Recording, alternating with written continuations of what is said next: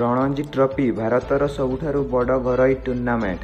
ଏହି ମ୍ୟାଚ୍ରେ ଭଲ ପ୍ରଦର୍ଶନ ପରେ ପ୍ଲେୟାରଙ୍କୁ ମିଳେ ଟିମ୍ ଇଣ୍ଡିଆରେ ଏଣ୍ଟ୍ରି। କିନ୍ତୁ ଅନେକ ସମୟରେ ରଣଜି ଟ୍ରଫି ଖେଳିବାକୁ ମନା କରନ୍ତି ପ୍ଲେୟାର। କିନ୍ତୁ କାହିଁକି ଶୁଣନ୍ତୁ। ରଣଜି ଖେଳୁଥିବା ପ୍ଲେୟାରଙ୍କୁ କେତେ ମିଳେ ଦରମା, ଗୋଟିଏ ମ୍ୟାଚ୍ ଖେଳିବାକୁ କେତେ ମିଳେ ଫି। ଟ୍ରଫିର ପ୍ରଥମ ମ୍ୟାଚ୍ 1934-35ରେ ଖେଳାଯାଇଥିଲା। ଏହି ଟୁର୍ଣ୍ଣାମେଣ୍ଟରେ ଛୋଟଠାରୁ ବଡ଼ ସବୁ ପ୍ଲେୟାର ଖେଳିଥାନ୍ତି। କିନ୍ତୁ ବଡ଼ ପ୍ଲେୟାର ଏହି ଟୁର୍ଣ୍ଣାମେଣ୍ଟ ଖେଳିବାକୁ ରାଜି ହୁଅନ୍ତିନି। ଏହାର ପ୍ରମୁଖ କାରଣ ହେଉଛି ଦରମା।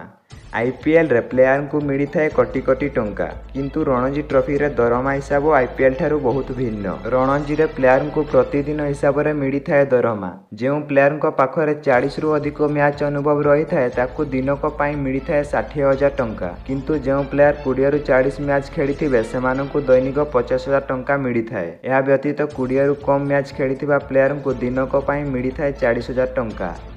ଏହିପରି ଭାବେ ଯଦି ଜଣେ ଖେଳାଳି ରଣଜି ଟ୍ରଫିର ସମସ୍ତ ମ୍ୟାଚ୍ ଖେଳନ୍ତି ତେବେ ତାଙ୍କୁ ମୋଟ 10ଟି ମ୍ୟାଚ୍ ଖେଳିବାକୁ ପଡ଼ିଥାଏ ଏବଂ ଏଥିପାଇଁ ସମୟ ଲାଗିଥାଏ ମୋଟ 43 ଦିନ।